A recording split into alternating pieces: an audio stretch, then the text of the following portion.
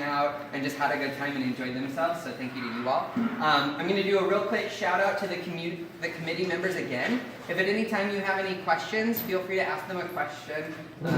They all have different areas. So first we have Kevin Hirsch, the IT guy. Next we have Landon Brownfield, who does literally everything. Zach is in the back corner, Zachary Lee, he's our librarian. We've got Leon Braxton right here. She's been in charge of outreach as well as all the art on the wall. She's also our pride historian for the day. And over here we have Krista, who is kind of the mother to our committee, and overall does pretty much everything that I am completely incapable of doing. So I do want to kind of one last time do a quick round of applause for the many committee members who spent countless hours and hours and hours on this. So thank you all.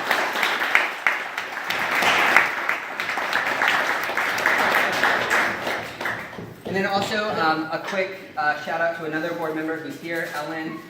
Pride St. Louis is kind of like the overall program or the organization that oversees the Pride Center. So it's really great to see other Pride board members here who have supported us along the way.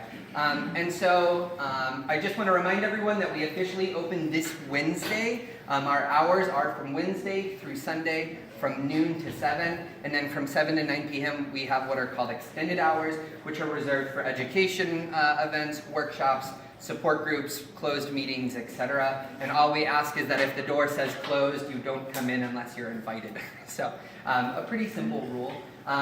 So I encourage you all to enjoy some more food. Like I said before, we are seeking out monetary donations. If you have cash, we have a little tip drawer over here. But we also have PayPal for those of you who are able to.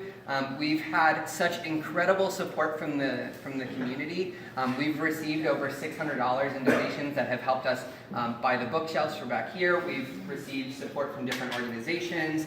And so right now we're looking at things like expanding internet services, making our computers a little bit more modern, and generally making sure that this can serve as a drop-in space for the people who really do need it the most. The people who otherwise maybe don't have a home, don't have a family to turn to, or don't feel comfortable being themselves out in this community or out in society, because for many people it might not be safe. So we really hope that we can become a place for people to come, be themselves, and feel just safe being who they are. And so also I want to encourage you to write a message to the center.